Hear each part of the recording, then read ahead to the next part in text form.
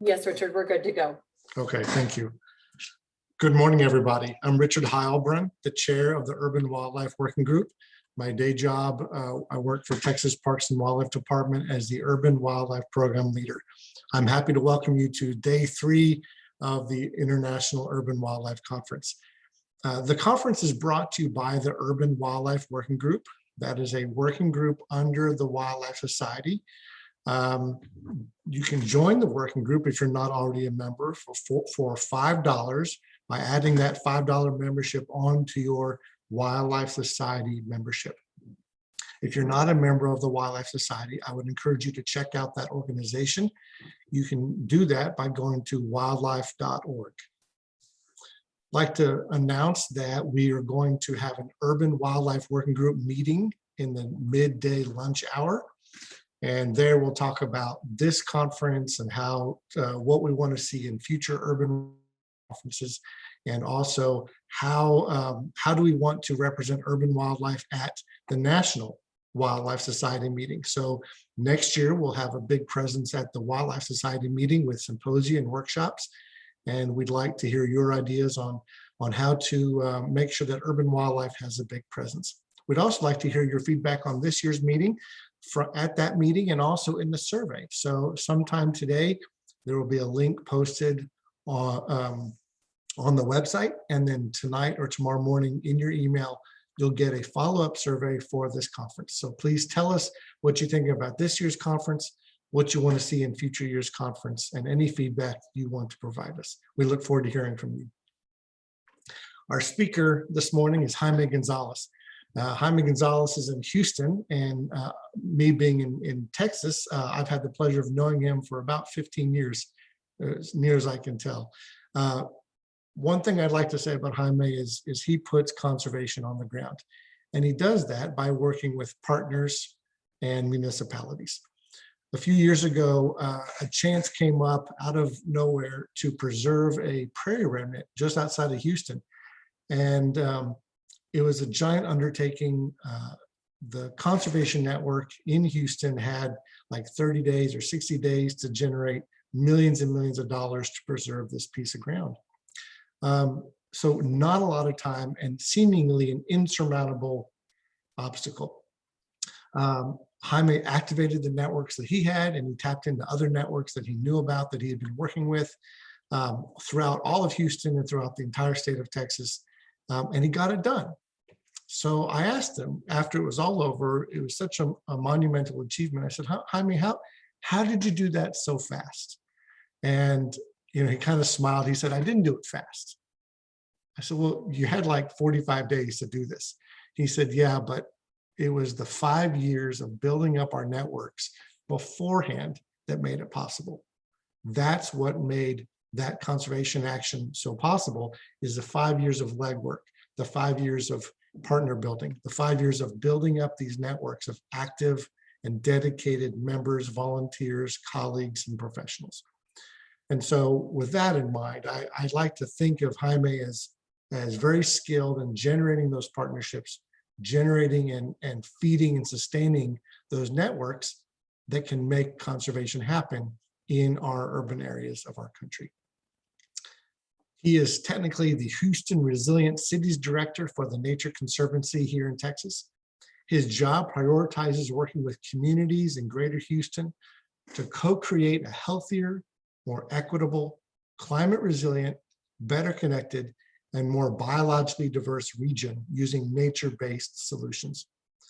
Jaime is one of a growing core of over 20 Nature Conservancy city leads that use nature-based solutions to build healthier cities throughout North America and the world.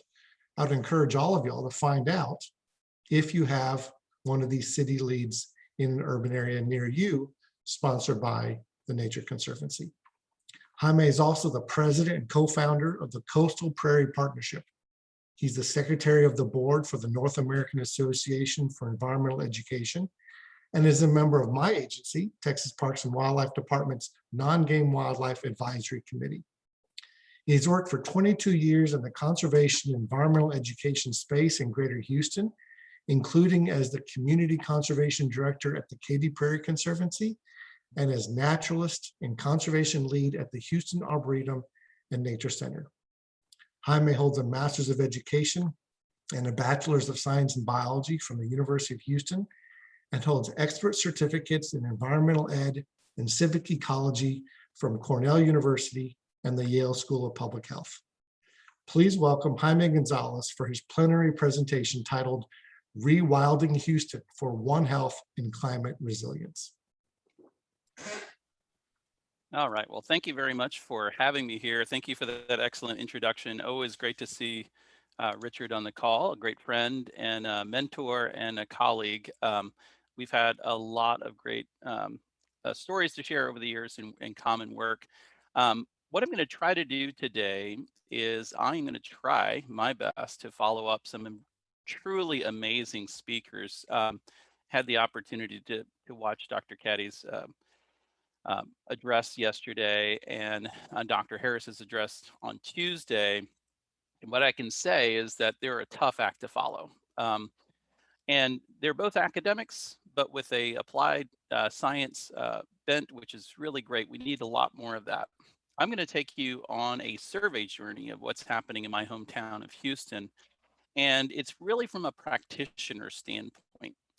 So before we get into this, I'm going to go ahead and do a land acknowledgement, and then we'll get into the talk today. And I have a couple of interactive questions as we go along to break it up. But as a teacher, I want you to know that your voice is extremely important, and I want you to ask questions as you go along, and we'll stop periodically and see if there are any good questions so that we don't get to the end and it's kind of a waterfall of questions. I like to kind of answer them as we go.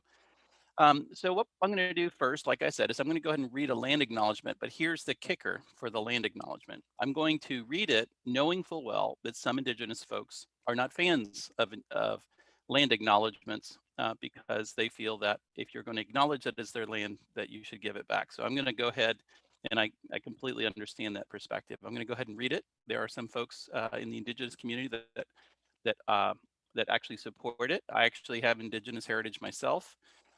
So let me start with a land acknowledgement for Houston. And here's the thing I think to know.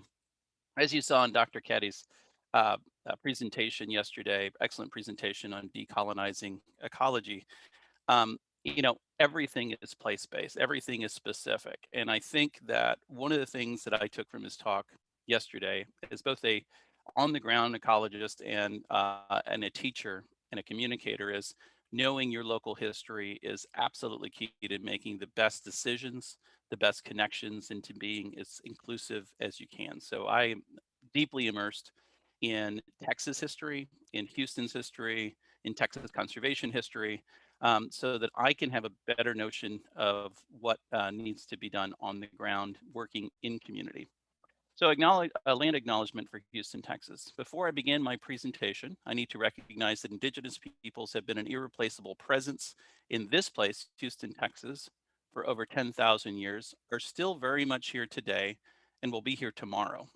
I acknowledge that I am on the ancestral lands of the Karankawa, the Bidai, the Coco, the Atakapa, and other native peoples of what is now known as Southeast Texas. I'm also mindful that the foundations of this place were built by the labor of many folks that preceded us, including enslaved peoples, underpaid peoples, and pioneers, and we remember them today. Lastly, I remember that we share this place with over 10,000 species of indigenous plants and wildlife, and they too are members of our interconnected living communities, and they deserve their place and space too.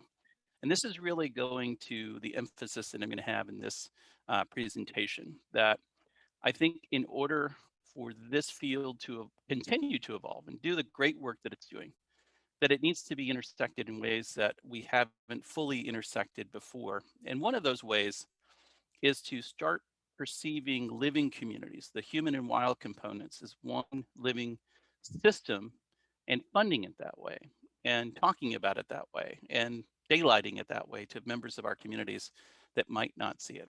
Okay. All right, here we go. Let me get into presentation mode. Rewilding Houston for One Health and Climate Resilience. It's very likely that some of you know what the One Health concept is. Some of you may not. We're going to go over that. But in order to begin, kind of like Dr. Harris, I need to tell you who I am because I have biases and I have um, things that definitely have molded the way that I work. And I'm sure that you do, everybody does as well. So I'm going to get into that first real quickly because you're going to see my perspective. So first of all, I am an on-the-ground practitioner. I'm not an academic.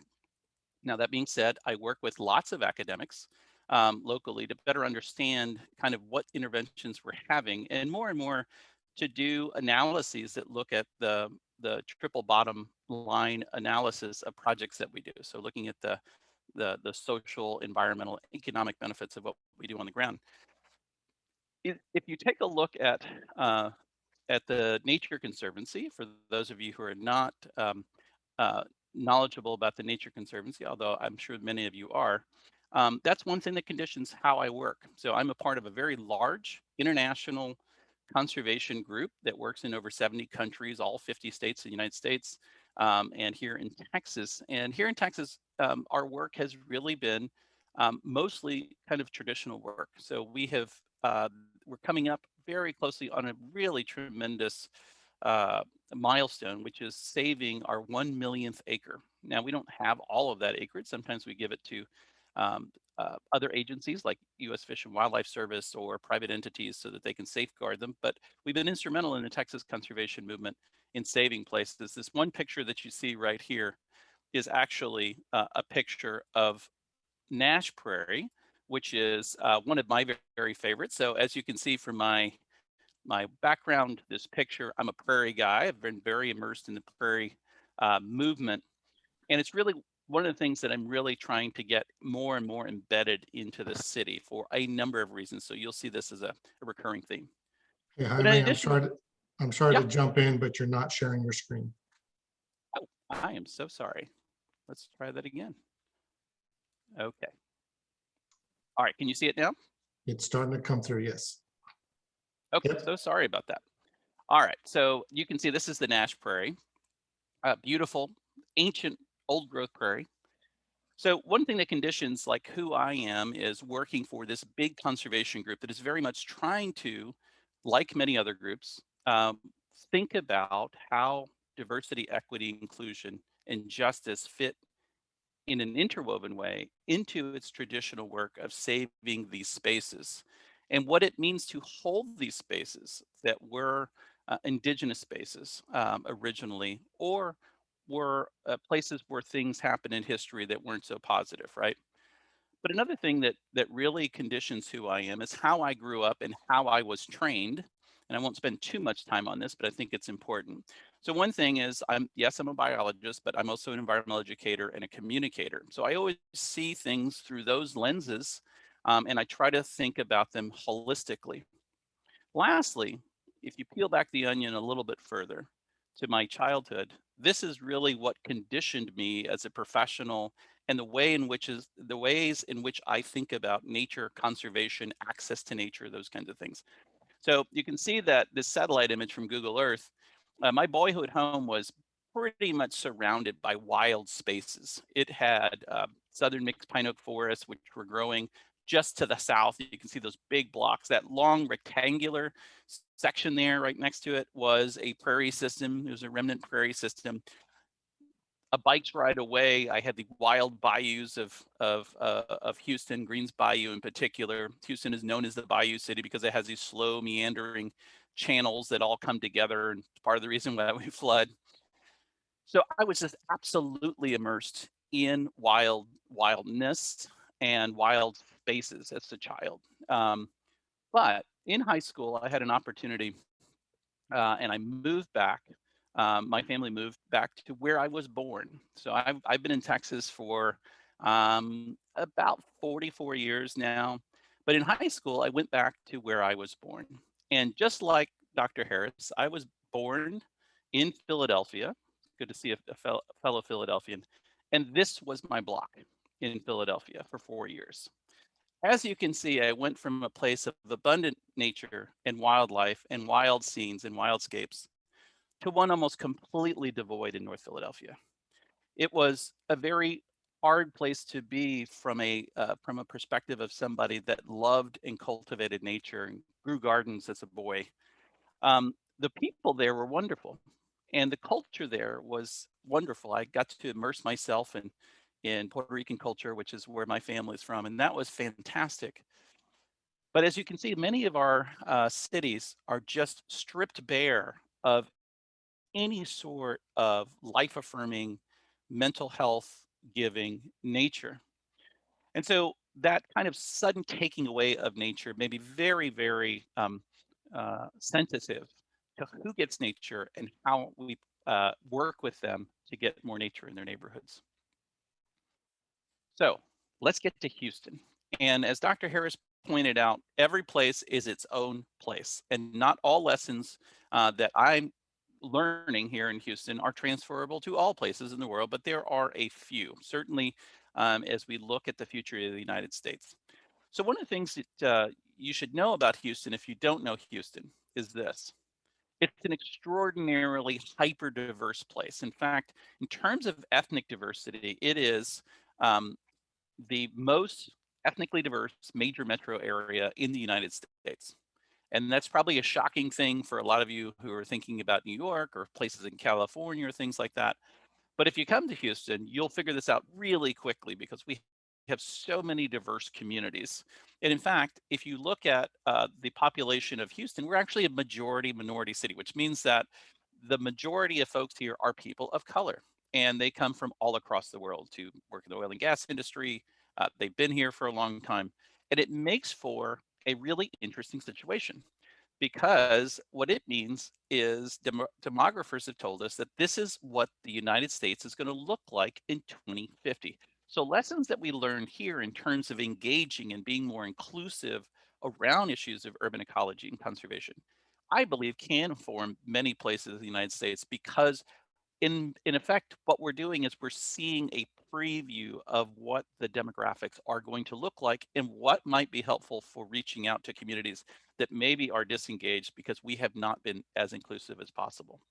Another thing that's really cool about Houston, it is a meeting zone of ecosystems.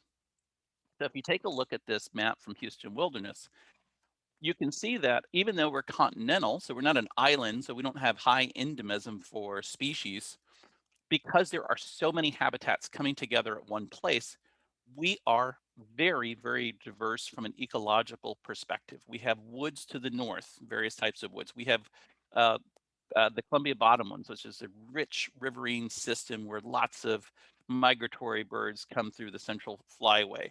The gray areas historically were coastal prairie, which is what I really work with.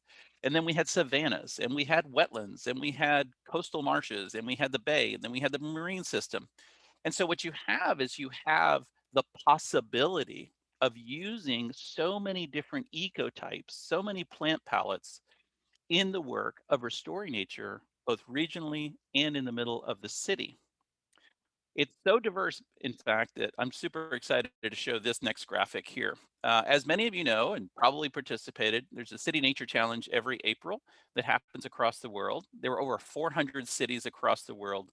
And I was super excited to see that Houston did super well again. In fact, we were number 3 in world ranking for species observed, just behind Cape Town and Hong Kong. And in the United States, we ranked first for number of species found over a 4-day period. That's not surprising to me. It is surprising to many people, including many Houstonians, because they don't understand just how rich and biologically wonderful this place is. But Houston is also a place where too many times this is happening. We're not just on the front lines of demographic shift, we're on the front lines of climate change. Since 2015, we have had five flooding events that are at least a 500-year or above. And this flooding event was a special case scenario. This was Hurricane Harvey.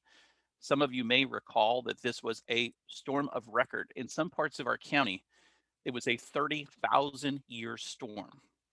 It was so intense that many of the weather forecasting agencies had to change the color coding system of the amount of precipitation over a certain period of time because our record rainfall was off the charts, literally.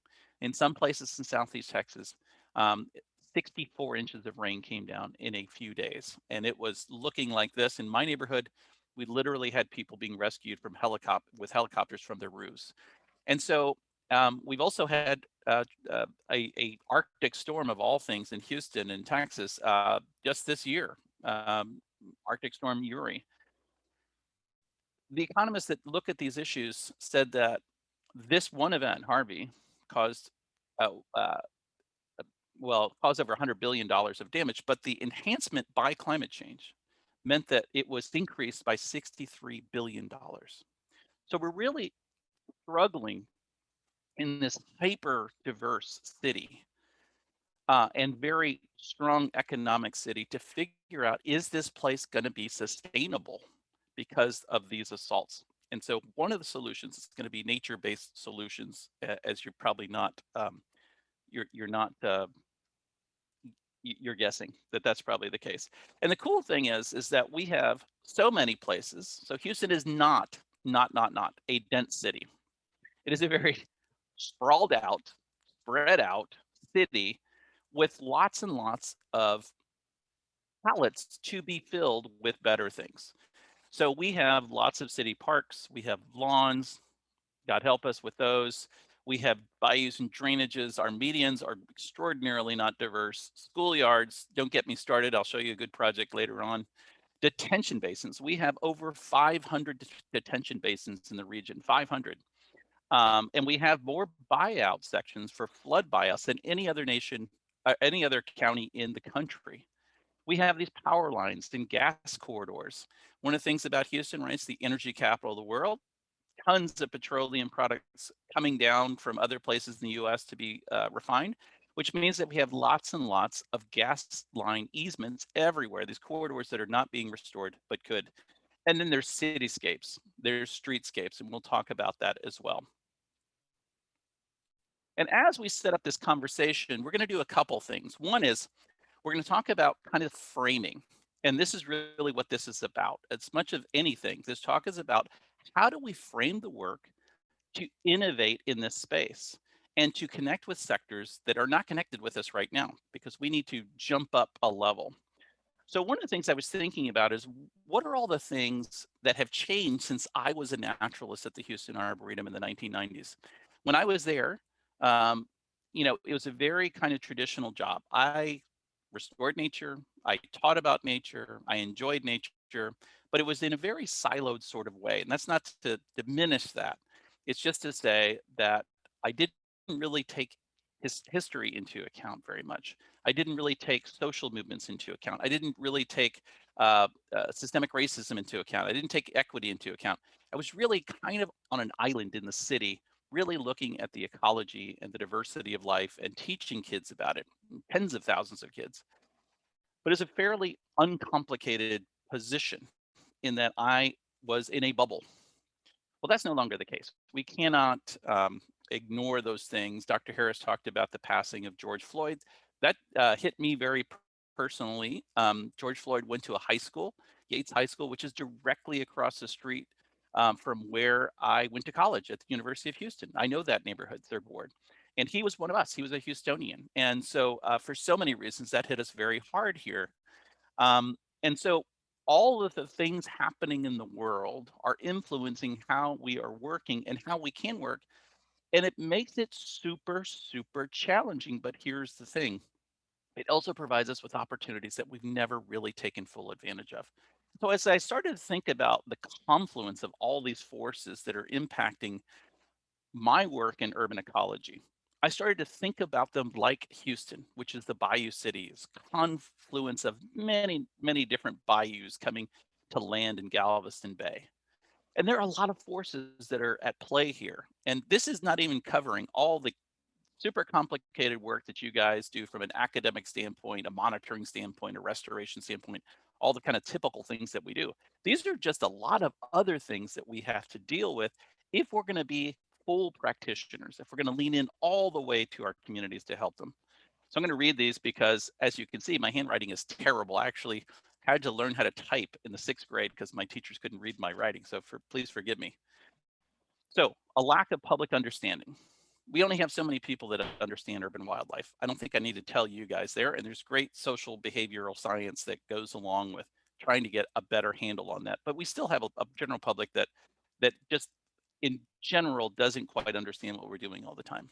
There's a lack of time outdoors. I've been very situated nationally and state level with the Texas Children of Nature movement and the nature movement in general.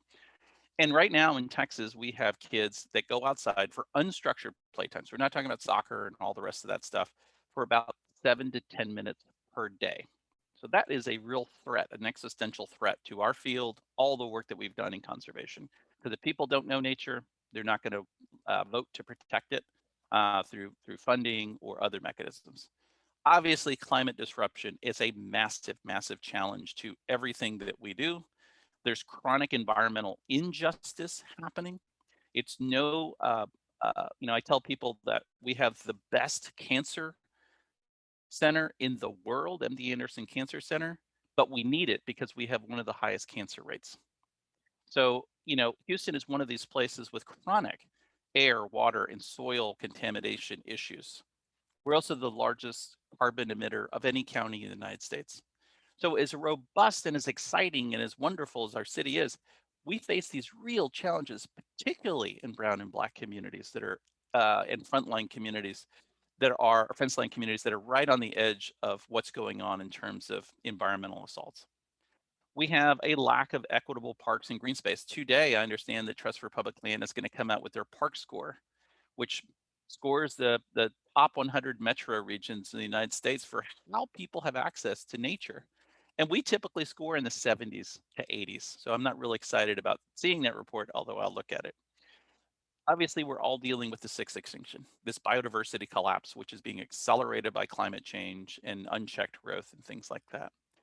Preferences for gray infrastructure. So in some cities across the United States, in Europe, in China, in Australia, in Africa, in South America, there is a real culture of practitioners who are working with green infrastructure, green stormwater, reforestation, uh, you know, restoring grasslands, that kind of thing. In Houston, it's not quite a thing yet. So we don't have a lot of engineers and practitioners trained up in the installation and maintenance of green infrastructure in cities. So that's something we're all working on. Poor funding for environmental causes. And I'm going to show you a graphic in a second that illustrates that. We're just not very well funded. There are mechanisms that are coming about that will maybe really, really get us to a better place, including the Recovery America's Wildlife Act. If you're here in America, please do something about that because it's a transformational, generational opportunity to fund species conservation. And then there's just a mess of other forces. And so this is my daily work is to land things that improve local ecology and local nature, but only in the context of all of these other forces. So frankly, I don't even know what this field is called. I'll just be honest with you. I'm not really sure if I'm an urban ecologist or if it's something else that includes urban ecology because it's just so multi-pronged at this point. So let's get into the framing and let's talk a little bit about One Health because it is super important. And then I'm going to show you some projects that we're doing here in Houston. Now, before we get into that, what I'm going to do is I'm going to ask you to respond to this Mentimeter. So if you go on your computer to menti.com, as you can see it right here, and use this code right here, 8227, and I'll put this in the chat, or I think the chat can only be seen by the administrators. I'll give you a second to go to menti.com and use that code 8227 6035. And the question is, how often do you incorporate diversity in your work? Do you routinely focus on justice issues? Or do you routinely center equity in your work? And I'm going to go ahead and start the presentation. And we'll give you guys a second here as we work on that.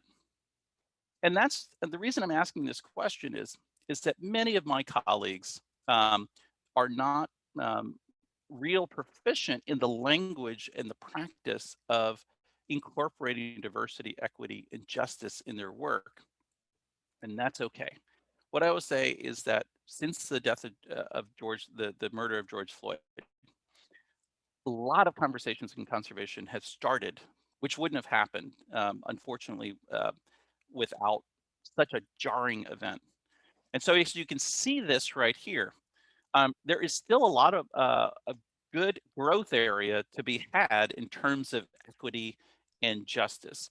And my suggestion to you today would be to become conversant in these issues because they are going to help to define the sustainability and durability of our movement to save life on Earth, particularly when we look at things like the 30 by 30 conservation goals.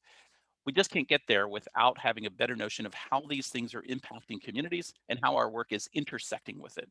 So you can start to see as people kind of add their responses that it's about middle ground.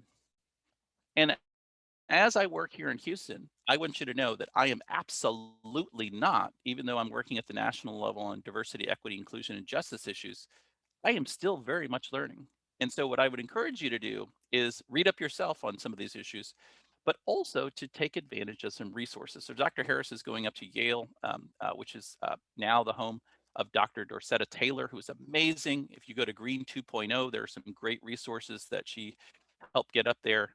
I also would say find a local group in your community. Maybe they have nothing to do with conservation or ecology. Have them be your partner in learning and incorporating and being a sounding board for how you'd like to work in this area. So I'm going to go back to my presentation. Thank you guys so much for responding to that. We'll have one more in just a little while. All right, so let's get in here and start talking about changing the game for urban ecology and conservation. So one of the things that you no doubt saw with Dr. Cotty's talk yesterday is that the notion that we can separate ecology from broad socioeconomic and justice issues is flawed. So if you want to be a great practitioner in this area, there are many ways to do that, but one way is to recognize all this intersectionality, all this layering of causality, all the layering of history. And one of the ways that that we can do that is by understanding how everything fits together. And you've seen that, and you've probably practiced that. So I'm not going to get into that.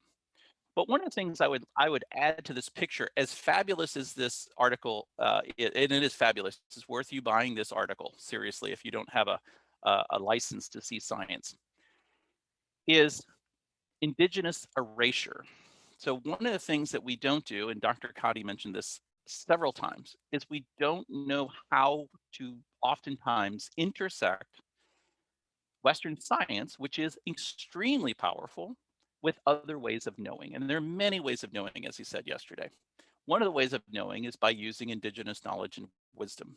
So if you are fortunate enough to have an existing community nearby, um, try to have a relationship with them, an authentic uh, relationship where you're not asking them to do your mental labor for you, but you actually enter into an authentic relationship, because what they have learned over the millennia is going to help you better understand how the system works. And one of the places where this was really pointed out is in this paper right here. This is a really great paper if you haven't seen it. And I first saw this paper in a One Health class that I took by Dr. Arlene Reynolds up at the University of Alaska Fairbanks. If you have not seen this course, it's on edX, but he also runs courses up at the University of Alaska Fairbanks on One Health. And we're going to get to that in one sec. But this Two Eyes Seeing Supports Wildlife paper is wonderful in that it points out that oftentimes as practitioners of science, we are seeing ecosystems in snapshot form. We go in, we parachute in, we take our measurements. We might do it over a long term if it's a field station or something, but really we're just taking snapshots. But the indigenous folks who have been in these communities, sometimes for over 10,000 years, have lived it, breathed it, touched it, smelled it, felt it for that entire time. And so they're conducting the longest range study of nature that you can think of, and combining the two into a system of being and thought and respect is one way of getting to better outcomes. And this paper points that out. So what the heck is One Health? Well, as you can see from this illustration, it's basically an acknowledgement of how the world is actually put together, not how we have siloed it up. And so what I mean by that is that it understands that human health and well-being, environmental health, and the health of animals, both domestic and wild, and plant communities and every other aspect of biodiversity are so intricately linked that if we don't study them in this way, we are providing somewhat of a simplified model. And it makes the complexity even harder when you think about how do you fold in DEIJ, and then now we have this intersectionality with all this other stuff. And if you think about human health and well-being for the communities that I co-create with here in Houston, one really strong aspect of whether a community feels like they are whole and well is whether or not they are being included, whether they have equity, whether they feel that justice is being done with their community. So that is a basic human need to have inclusion and equity and justice in your life to get to a place of well-being. So it's not that DEIJ is some weird thing that somebody folded into conservation that is just a mission creep. It's not. If you recognize that the world is whole, that it's a system of interrelated living and abiotic parts, and that humans are a part of that system, have always been a part of that system, and oftentimes are the keystone species in ecosystems, which they are and have been for millennia in some places, then DEIJ is really just a component of how you take care of that species of primate known as humans. It is not any different than anything else that you guys look at in terms of factors that regulate wildlife health and things like that. We as humans need those things in order to be healthy. And this concept of One Health has really provided me, which I'm fairly new to, by the way, with ways of talking about what a community might be like with public health professionals and urban planners and politicians and other people that when I come to them with butterflies and flowers and trees and things like that, they find some utility in that. But when I talk to them about this intersectedness between these three, then their ears pick up because they understand that I just don't care about all of the wild creatures. I actually care about the people and understand that you can't make the people healthy without making the environment and the wildlife healthy. It's all intersected. And so what I'm doing in terms of trying to change the game here is we're situating conversations about what nature means now. What does it mean for our climate resilience? What does it mean for our health outcomes?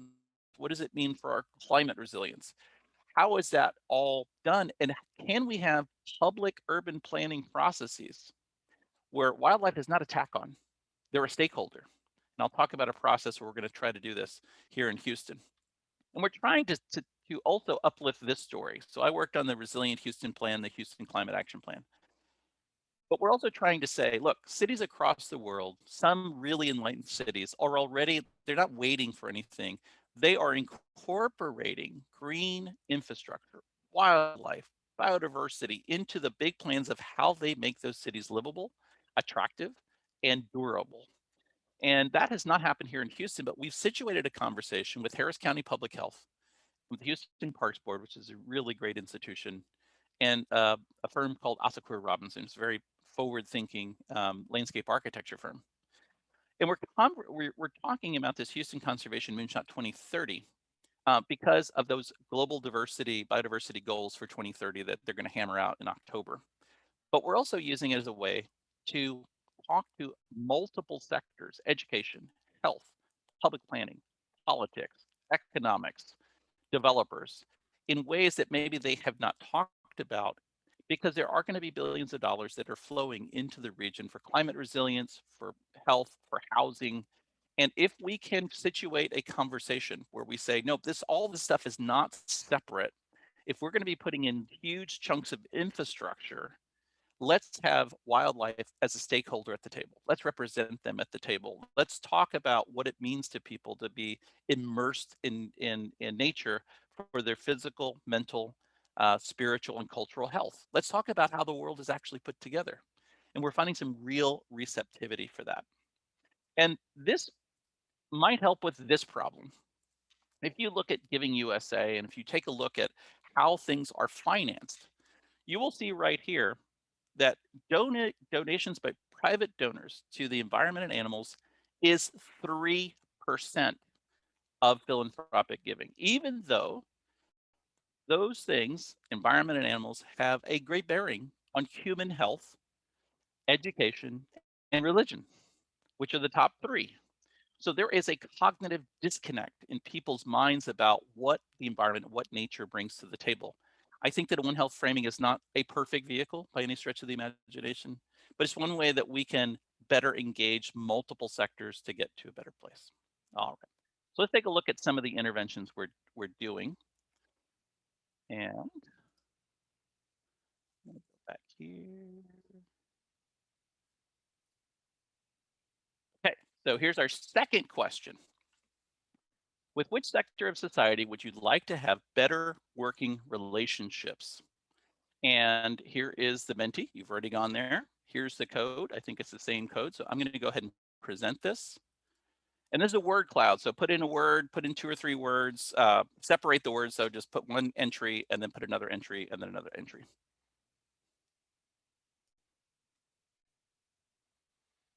All right. With which sector of society or sectors of society would you like to have better working relationships? I know for me, as these answers come in, the medical community here, the health community, we need that big time. We have the biggest medical community in the world. We have the Texas Medical Center, massive, 70,000 people work in it every day. And yet the conservation and nature movement has very poor intersections. So that's one group of folks that I want to really work with. City government, that's a good one. Education, residents, urban planners for sure. Yeah, keep them coming.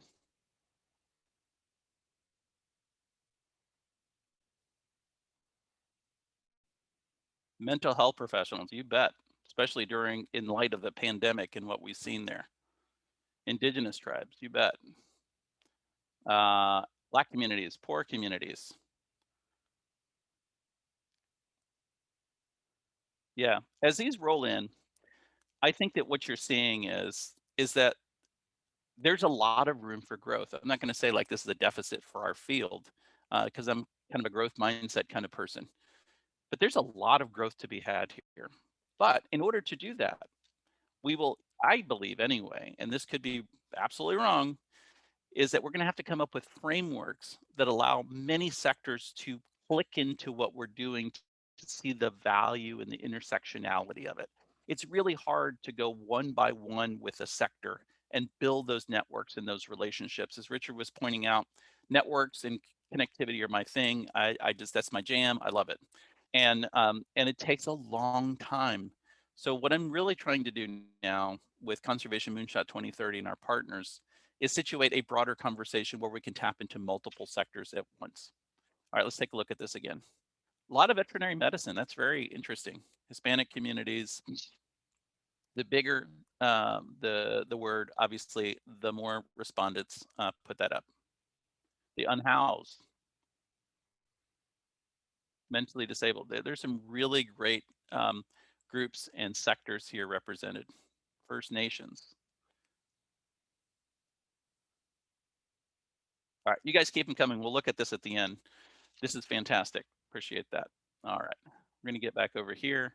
It's just growing and growing and growing because we got lots of work to do. All right, as always. So we talked about the framing, talked about where I'm coming from.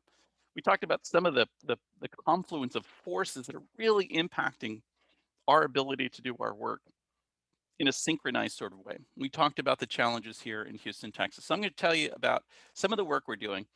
And this is not a comprehensive survey by any means. There's a ton of innovation happening here in Houston. I don't have time to talk about it. I will say that our city parks department, under the leadership of Kelly Andrasic and other people, doing amazing, amazing work. There are lots of conservation groups here that are doing amazing work on the periphery of the city, including the Nature Conservancy, but the Katy Prairie Conservancy, Bayou Conservancy, and many others that are looking to save big pieces of natural infrastructure before they are overdeveloped, so that they can continue to hold back floodwaters, they can sequester carbon, they can serve as foodways for some people. So I don't have time to tell you about everybody's work. I will just say that the conservation community here, my heart and soul, they are working overtime and they're having to be super creative because we have so many challenges, both sociologically and ecologically. All right, so the first thing is create better neighborhoods. A lot of our neighborhoods are extremely vulnerable to climate, and they also are lacking in nature. And those things are intersected, right? So one of the projects that we're working on right now is we're working on a school campus that we hope will be a model for other school campuses here in Houston, in places like New York City, Chicago, and other places where they figured out how to retrofit schoolyards for more green infrastructure, green stormwater, plants, things at scale. They've done a really great job. Here it's been spotty. And so one of the things that we'll start off with in terms of knowing neighborhoods is you got to know the ecological history and you got to know the sociological history. Here in Houston, we have had, just like many other cities, this relic of systemic racism, which is a redlining of communities. And the federal government did this um, back in the 30s. Sorry, my phone is going off. Um, and basically what it did is it very much incentivized some neighborhoods to get funded for housing and others to not. And so when we take a look at generational wealth of African American communities or Latino communities, their generational wealth is tiny. They just did a survey here recently in Boston, and the average African American family has accumulated wealth, and you take away all the deficits and all the pluses, of about $8, whereas a white family has an average over $100,000. And so this really heavily impacts our perception of what happens in these neighborhoods, how it gets funded, who should get funding, equity issues, and all that stuff. Here in Houston, I will also say that one thing that I need to deal with is the legacy of slavery. So we're part of the Old South with many of the attributes of the Old South and many of the assaults of the Old South. Okay. But we're also a community that is very optimistic. And as you give a Houstonian challenge, they will rise to that challenge mostly. Very optimistic, hardworking city. So it's not all the bad, it's also all the good and how it all intersects. In terms of this project, I'm super excited. We're working with PBK to work on an underserved community called A-Leaf, which is just southwest of Houston. And what we're going to do here is we have a big palette to work with for this early childhood center is going to serve preschoolers. So we're going to have about 4 acres of prairie, over 200 native trees. We're going to have green stormwater wetlands. We're going to have in the parking lot bioswales, and we're going to connect with the community to find out what is it that they can lean into. Where do they see their story? How would they like to use this campus? Is this a campus that might be available on the weekends? In a lot of ways, this is like a mini national park in the middle of this community. And it is going to do a couple of things which I think are going to be transformational. One is it's going to take the burden off of teachers to raise the money and to maintain these habitats. I've done about 40 habitats at schools, and it's always a grind because teachers are overworked. Instead of that, the operations and maintenance department has agreed to, under our guidance and under our prescription, to maintain these areas. So the teachers just need to worry about what are the programmatic or the educational outcomes that they'd like to see instead of worrying about taking care of it on the weekends where they don't have time or after school and financing it with grants. The great thing about this process is many of us are looking at ways of incorporating this into school design standards for local school districts and statewide in Texas school districts, so that when you float a public bond to get a certain amount of money to build a certain amount of schools, it's already included in there in terms of both landing the nature, but also maintaining it from the operational side. And that's the real key, the systems change that you need. So this is going to be a place where we bring superintendents. We're going to bring principals for peer-to-peer learning. This is going to be a learning landscape for landscape architects and other people. This is going to open up in fall 2022. We actually are just going to harvest the seeds from our local TNC preserves this summer. I'm super excited about that. We're also working on this, which is we're just about to start this process. So one of the things that doesn't happen a lot is there's a lot of planning that happens in neighborhoods, but there's hardly ever an instance where you do a green printing of a neighborhood to find out where nature-based solutions can really help people and at the same time uplift biodiversity. So we're going to take a crack at it. I've never done this before, don't know how it's going to go. But what we are doing is we're looking at a neighborhood called Gulfton here in Houston. It is the Ellis Island of Houston. If you don't know what Ellis Island is, it's a place where a lot of immigrants came from Europe to live here in the USA. Well, there are over 80 languages spoken in this neighborhood. The restaurants are amazing because you have so much ethnic diversity here. The people are wonderful, but the neighborhood is gray and it is dangerous. There are very few sidewalks. People are struggling to make it, lower income neighborhood, but fabulous culturally. The people are wonderful. They need more nature. They've called this out in previous planning. So what we're not going to do is come in here and put a bunch of nature in. What we're going to do is we're going to work with the community to figure out what they want, where they are identifying flooding issues, where they are identifying urban heat issues. And we're going to make it in a One Health framing. So literally at all of our meetings, we are going to have a space for biodiversity. We're going to literally represent their needs in the context of a One Health framing while we work on climate resilience and nature equity in this community. I'm so excited about this Greener Gulfton process. Gonna launch next month. And it's really the first time anybody's ever tried to do like a One Health concept for neighborhood planning in Houston anyway. We're also working with Harris County Public Health. They're going to do a side-by-side health impact assessment of the greening potential of this neighborhood. So that's going to be super important. One other thing that I didn't point out earlier, if you got to know about your place, you got to know the indigenous history of that place. My friend Dan Worrell just came out with this book in February, thank goodness. I'm also working with some indigenous leaders to better understand this. So as we work to green this neighborhood, guess what? We are not going to start when this neighborhood was put in the 1970s for energy workers. We're going to start 10,000 years ago in terms of our understanding of this place. Let me zoom back out. All right. Also, a great opportunity to do something, which is connectivity. So if we can create climate ready, nature rich, more equitable communities, they're going to need to be connected with other spaces, not just for movement of genes and wildlife and things, and that's very important, but also for equity. So a lot of people don't have cars, and so they need multimodal transportation options. So these pathways through the city are going to connect neighborhoods and hopefully ecologies. And that's going to be super important. So one thing to know about Houston, it is an amazing place when it's given a challenge. So here's one thing that's happening, two things that are happening in Houston. Several years ago, we passed a big public bond, about $120 million, to fund something called Bayou Greenways 2020, which is being done by the Houston Parks Board, one of our great partners.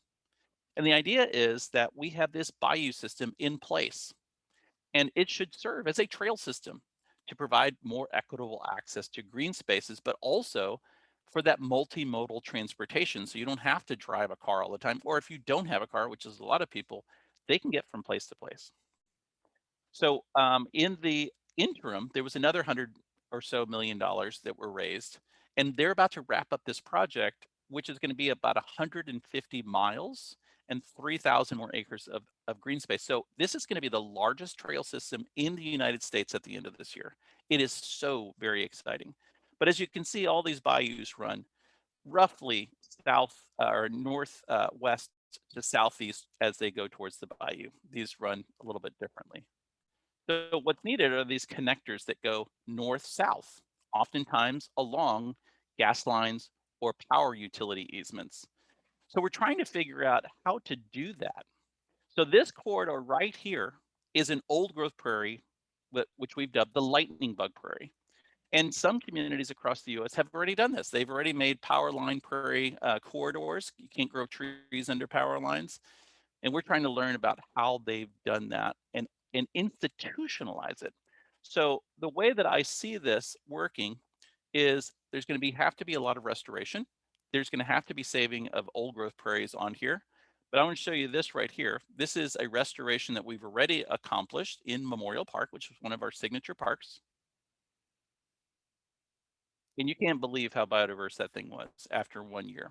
And it's named after the 370th Regiment, which was an African-American regiment that It was an African-American regiment in the First World War, the most decorated unit in the war. We've also done research in terms of pollinator usage of this habitat, this power line, and even carbon sequestration. So it's been very exciting learning lesson for us, but we need big trails, not just pieces of trails.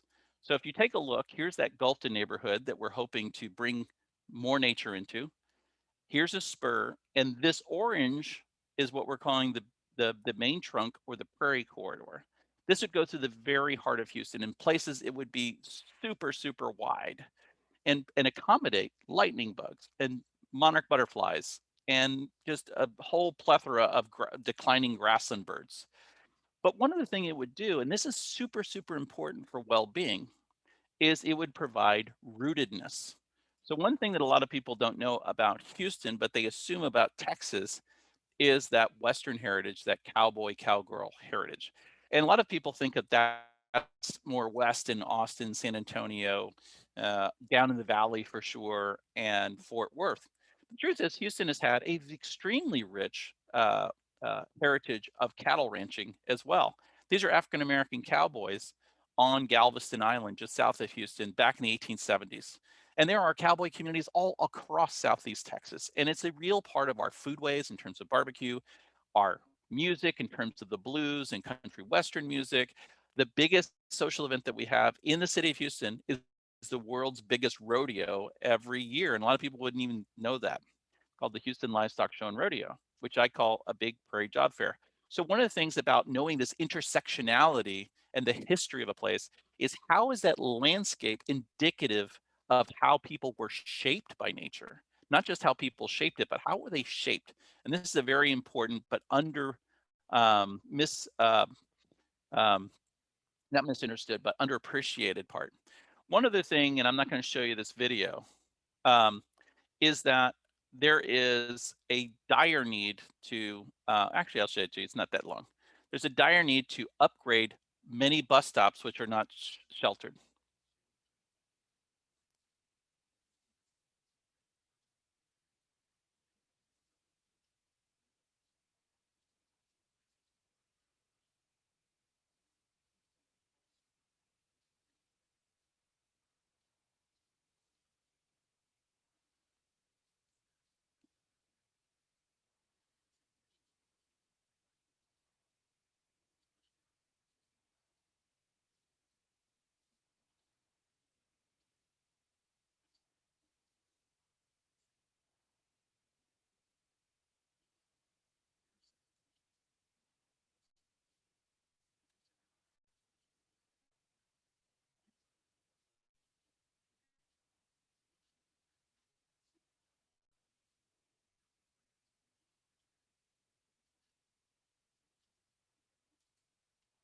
All right, so basically the main upshot there is, yes, let's green neighborhoods. Yes, let's connect them with really wonderful corridors.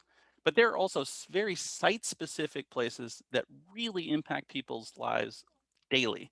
I actually rode the bus every day to school in high school, and I had an uncovered bus stop at the corner of Allegheny and Fifth Avenue, and and that was tough in the wintertime. It was tough during rain. It was tough during the heat. Philadelphia actually gets pretty hot. And so I know that from lived experience, and that's part of the value of having a diverse suite of conservation professionals on your staff is they can feel it because they've seen it, they've felt it, right? So bus stops, not all bus stops. There are certain bus stops that can really greatly improve both ecology and people's lives. All right, let's take a look at a couple other things, and then we will get to the question and answer session.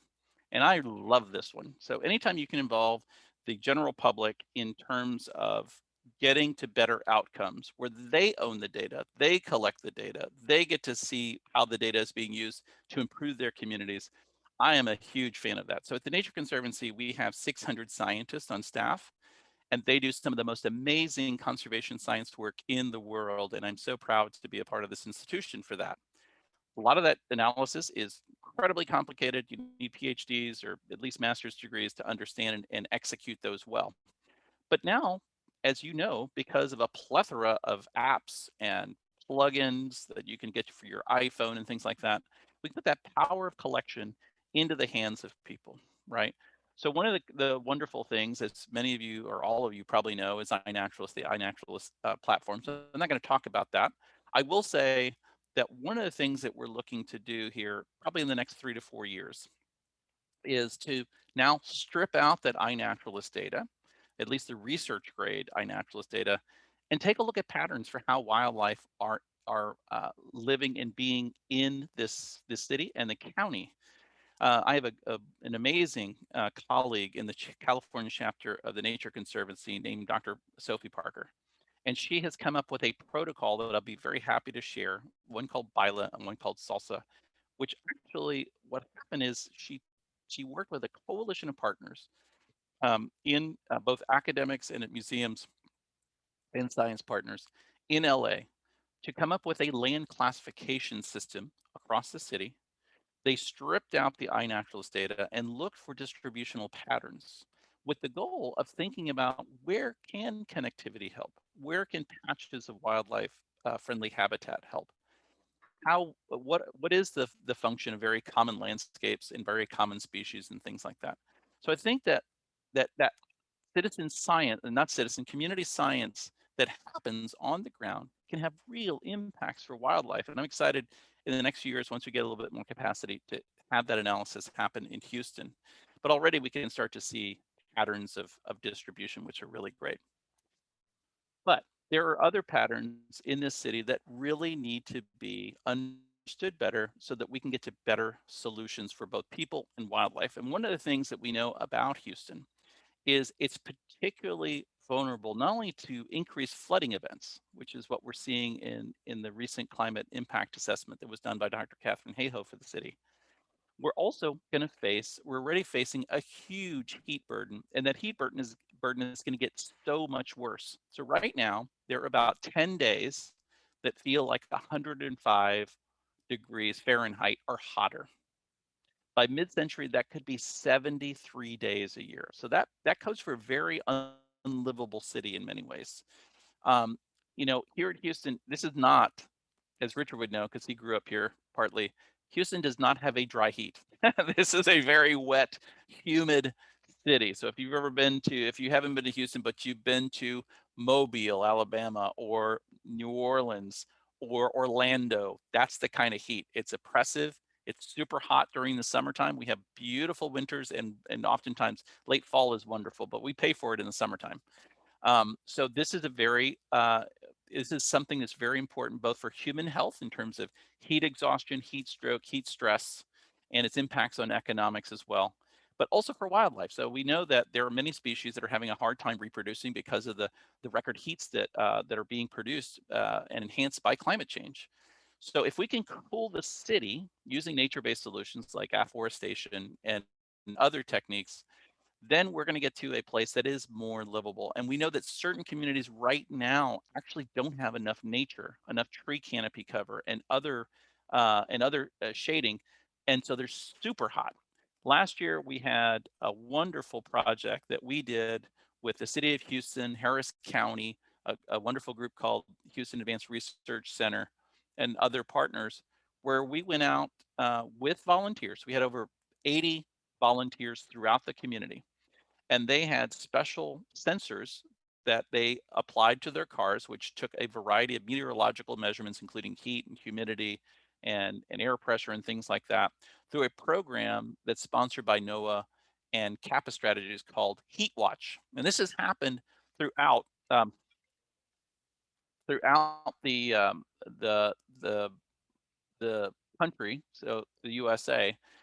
And it is just it's really cool because people drove prescribed routes and they took all these heat measures. And you can see this heat map that we developed was it's extremely fine grained. It's way better than any heat map that we use through remote sensing because it's actually empirical data. It's not modeled in the same way. And so we started to see that there were some neighborhoods, like the Galton neighborhood that I'm going to work in, which are extremely hot, sometimes 17 degrees Fahrenheit hotter than very leafy neighborhoods right next to them. Well, that's a huge heat burden. And many of the folks who live in these under-resourced communities, they work outside in construction, in agriculture, in other jobs that have them working outside. So they're really, really hot during the day And then they come to these neighborhoods that are super, super hot. And then they have to try to go to sleep. And if your body temperature doesn't regulate down to a certain temperature, you can't sleep well, but also can cause you some real cardiovascular issues and other things. Well, wildlife doesn't thrive in these areas either because it is so hot that urban trees have a hard time getting going. Wildlife avoid them because it's so hot. So really, if we're going to green cities, let's go ahead and think about how we do that in a sensible way that uplifts all that. But the first thing we got to do is we got to do some of the science. We got to understand where flooding happens. We got to understand where urban heat happens. We got to understand where connectivity is not happening. So you can see this is my friend in Gulfton, and he actually was using FLIR cameras, which is a camera which is basically an iPhone that's connected to a FLIR One piece of sensing equipment, and you can actually take literal pictures, and it can tell you kind of a relative temperature. And what we were finding is some of the hottest temperatures in the Gulfton neighborhood were 40 degrees hotter than some of the green areas adjacent. Well, that's a massive, massive impact.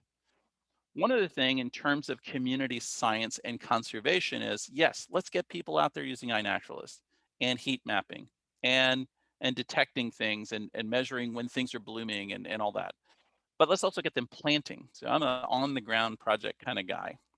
But we recognize that oftentimes when we ask people to transform their lawn or other spaces, schoolyards and things with native indigenous species or climate adapted species that work well for wildlife, we are making it way too hard on them. We usually give them these gigantic lists, like 140 or 200 species, and say, good luck, go find them.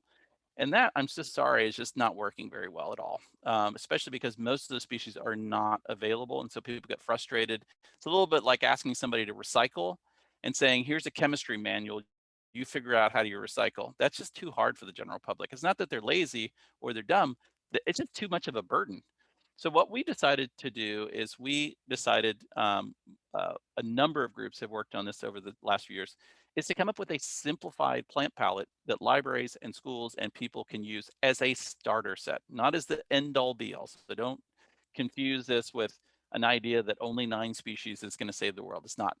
But we understand that 9 indigenous species planted in somebody's yard is way better than a lawn, is way better than a schoolyard that's almost completely devoid of nature.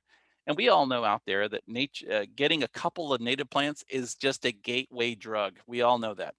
Once you get a few, you're going to want more. You might join the Native Plant Society and you become like this collector, right? So we need to get people to first base and stop trying to get people to do the grand slam at the beginning. So what we've designed 2 native plant palettes that we call 9 natives. 9 natives is easy to remember. It's easy to install. We have planting palettes. So we have a number of species that are in these planting palettes. We show how they work on medians, in backyards, in front yards, in a variety of contexts. We give some information about what animals use them at what time of the year. But here's the important part. One of the important parts that's sometimes overlooked. We selected species that work well structurally and in terms of bloom cycle together. So it pairs the wine and the cheese. And this is one of the issues that I have with plant lists. It's like a whole bunch of, it's like getting a list of players for a basketball team, but not knowing who to play with whom. So what we've done is we've recognized that people are super, super busy, but they're oftentimes very interested. So we said, we're gonna pare it down to 9 species, and we're gonna pick species that work well together. And so we've started to plant gardens and medians in the city this way. Here's one at our Museum of Science. This is the 9 Natives Garden that was put in by the Garden Club of Houston, which I'm fortunate to be a member of, and the Katy Prairie Conservancy and its partners. And it's doing super well. And I went there the other day and there's just butterflies and all that all over it. But it also serves as a gateway for people understanding, because the Museum of Science has a tremendous amount of traffic. And then the last piece is this. Take it to your home. So this is my front yard. This is not a particularly good picture of what I call the Hatton Spring Prairie. We plant it in prairie every year in a regular neighborhood, and I catalog everything I find in iNaturalist, but it is a friend starter. So this is me leading a tour in my neighborhood here recently, talking about the ecological, social, and environmental history of the neighborhood and having people use iNaturalist. It was fantastic. I'm going to do this every time, and it shows me that maybe saving nature starts a block at a time. Um, so with that, I'm going to zoom out here, and I think that we have time for questions. I know that that was a quick run through. So let me give you my contact info, and then we will get to some questions. Here I am. This is my email, my LinkedIn, and my iNaturalist. So if you don't know how to say Jaime, that's okay. J's in Spanish are pronounced as H's, just like Jose or Jesus or Jorge. So Jaime is Jaime, and I go by Habitat Jaime on those handles. So that's why that is like that. Okay, so I'm going to go ahead and zoom out, and I will welcome Richard back in so we can get some questions, some commentary, that kind of thing. Thank you, Jaime. Lots of interesting things to chew on. If you have a question, on the right-hand side of your screen, there's a chat box and there's a Q&A box. So feel free to click on that Q&A box and type in your question, and we'll spend as much time as we have to ask those questions. Jaime, I'm going to start with a question that I have. You talked in the Greener Gulfton initiative where you said, well, we're not going to go in and we're not going to tell them what kind of nature they want, right? And then you also talked about the rest stops. And I would venture to say that few of us on this call would immediately jump to rest stops as a priority or as a first straw. I imagine that there might be some conflict, inner conflict with you. So how do you give up that control where you say, I want prairies and I want native plants, but the community may want something else? Any advice for the group on how to give up that control to make the nature more relevant to the constituents? That's a great question, Richard. And it's not easy to give up that control, right? Because as practitioners, we think we know kind of like what works and what doesn't work and things like that. What I would say is the biggest issue for many urban ecology projects, as many folks on this call understand, is durability. Yeah, you might put in something great. Yeah, you might have a great landscape architecture thing, or the installation might go great and it looks great for a couple of years. But do you have champions? Do you have guardians? Do you have stewards that can carry that forward? And if you don't engage in authentic ways in the community to share power, to share funding, to share perspective, and not get everything that you want, but actually work in community, I think there are going to be a couple of things that happen. One is you're going to learn a lot. This is your ability to not come in as the expert with all the answers, but really to lean in to learning as a student from folks. Community knowledge is incredibly important. People live there every day. So if you want the best answers, you're going to lean on folks in the community.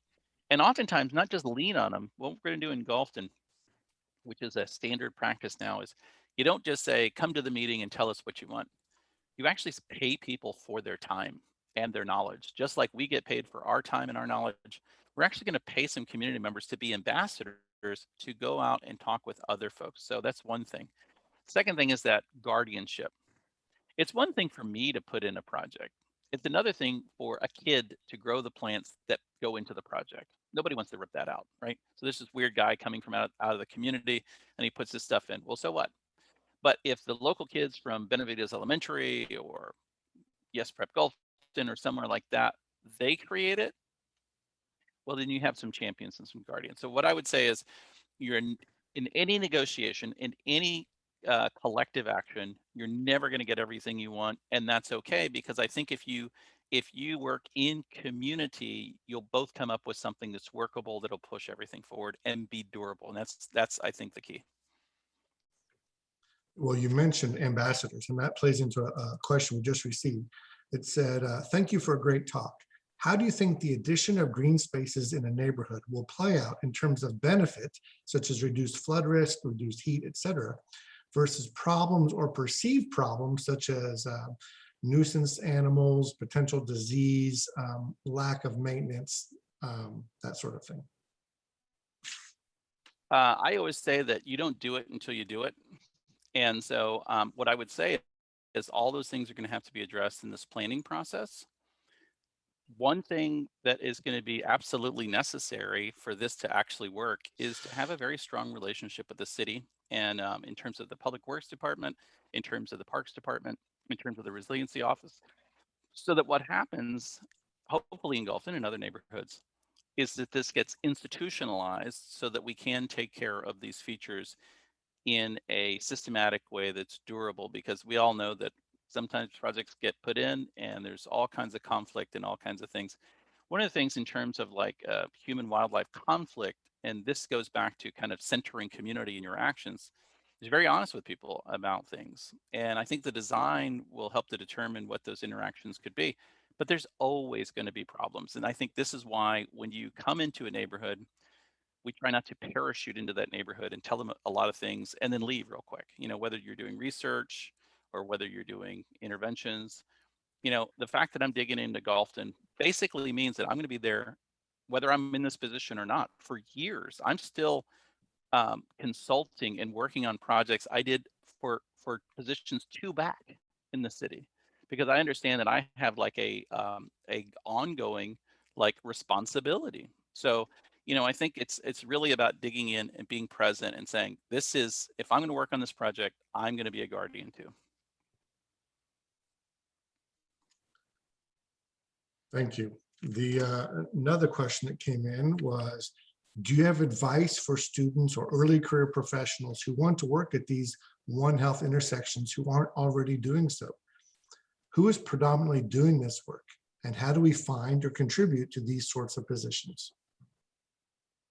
That's super. So I think that one suggestion, and I'm fairly new to this myself. So there are a number of One Health books out there now, so you can kind of get familiar with the concept of One Health and Wellbeing. But you have to understand as well, as you start looking at information and programs around this, that and people to work with, is it is a new and dynamic field, relatively speaking, and it came out of epidemiology. So a lot of the One Health focus is still very much focused mostly on what are the threats that nature holds for us: pandemics, animal diseases, you know, wildlife threat, things like that. Like, how can nature kind of hurt us, right? So the reason I like the formulation that Dr. Reynolds came up with at University of Alaska Fairbanks is that it's more indicative of how One Health actually intersects. It's all the things that could be threatening, but it's also all the physical, spiritual, mental, and cultural benefits that it provides, right? So I would look for a framing that is expansive, first of all. Like I said, that course was on edX. I think it's been archived. It was an introduction to One Health. It was fantastic. It interwove indigenous knowledge, Western science, all these different things. And there's some YouTube videos on it to kind of get you kind of inspired. There are a couple of programs that are evolving right now to tap into. One's at the University of Florida, and it's a certificate in One Health. So look at that.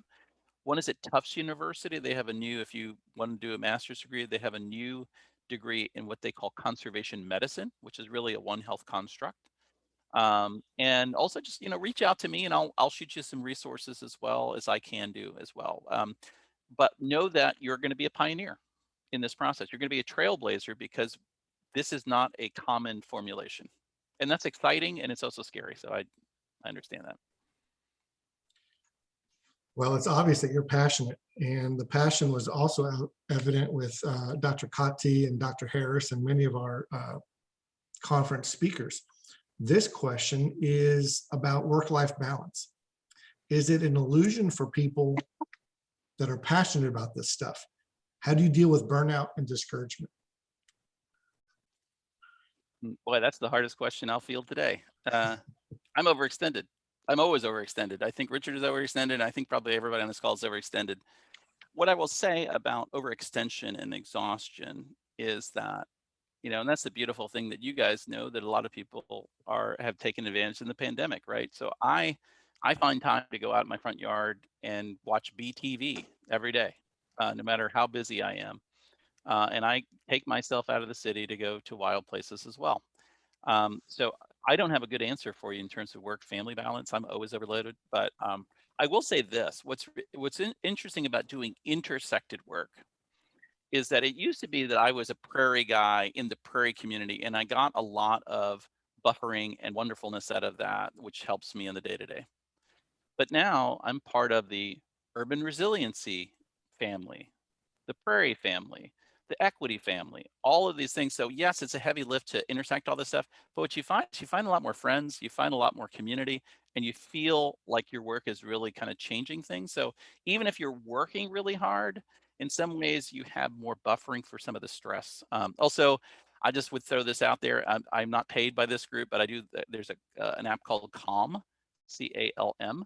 I do 10-minute meditations every day and exercise. You got to build up your body to buffer the stress, right, and the overexhaustion. But I don't have any easy answers. That's tough. That's tough. How do you, but you can't help other people unless you take care of yourself. You have to put your oxygen mask on first. That's right. Well, Another, can I say one more thing, Richard? sure. This is the power of collaborative action. I always tell people that I have no way of knowing what I do unless I know what all the other groups around me are doing, because we're not animals in a vacuum. We are people in an ecosystem of groups. So if I don't know anything about what Richard's doing at Texas Parks and Wildlife, or our local wildlife biologist is doing, or other conservation groups are doing, when I sit down at my desk to write out my yearly things, it's meaningless, because I don't know if I'm having an impact, if I don't know if the impact is happening within an ecosystem of impacts that is actually moving the needle. And so if you think about how you use your time, even if you spend 5 or 10% of your time building networks that and coalitions that can get you way up here, as opposed to exhausting the heck out of yourself and not moving the needle at all, it is time super well spent. And I definitely have been the recipient of that over the years, because I work in coalitions so much, and I'm very intentional about network building and systems thinking. That's one way of solving your overcommitted, overexhausted self, where you just like working until Friday and you're working by yourself, you feel utterly exhausted. I don't like working that way anymore because it's a broken model. Okay, we have a question that says, it is great to hear about turning towards traditional knowledge for solutions in this conference. How do we tackle superstitions that exist in traditional knowledge? Can we tell them apart or test them? Is there funding available for such projects? I don't have a good answer for you on that. I will say that there are working groups in conservation working on that that'll be better for you. Part of the reason I don't have good knowledge about that, and this is a super painful thing about Texas that is really terrible, is that we pretty much extinguished all the indigenous people. There was a horrible elimination campaign in the 1850s. And that's a hard thing for me as somebody who loves Texas and loves the state of Texas, but it was part of our origin story. And so there is not a truly indigenous group of people here in Houston to work with. Now, there are indigenous leaders and there are indigenous people, about 50,000 here, so I'm trying to learn from them. But you know, it all is dependent on where you are. I would think that from on my work in the Conservancy, that places like Seattle, there are places in the upper Midwest who have vibrant, and Alaska that have vibrant indigenous communities. And I would probably reach out to some conservation folks in those geographies, because they're probably going to have the best notion of how to authentically engage with indigenous communities, and where Western science and indigenous knowledge intersect in a way that doesn't take away from either one, but actually reinforces. So I don't have a super great answer for that, but that's just because of my context. There was a story years ago that Australian weather forecasters are leaning more and more on Aboriginal ways of predicting the weather. And I think that's an example of ways that we can combine modern science with indigenous knowledge. Absolutely.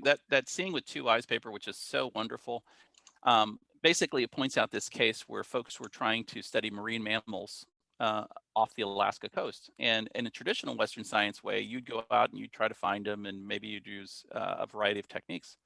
But instead, what they did is they worked with the local indigenous community, which had a long history of hunting these animals. So they know exactly where to go to find them. And so if you're just a practitioner of Western science, you're really starting from scratch, and you may or may not be able to find all those secret hidden places.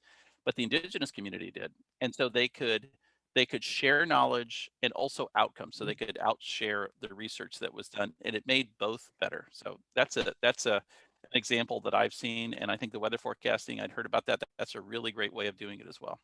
But also, I want you to think about community knowledge in brown and black communities throughout the U.S. Those folks have become rooted in those places, and some have been there for over 100 or 200 years. In the Latino community here in Texas, they've been here for over 300 years. So in terms of community knowledge, they have very deep roots, and they can tell you how those places work way better than you can. So if you're working in those communities, even doing kind of more traditional urban ecology, find some community leaders that are willing to work with you. Okay, we have a couple of rapid fire questions. Thank you for your presentation. What was the name of that forward-thinking landscape architecture firm that you mentioned? I feel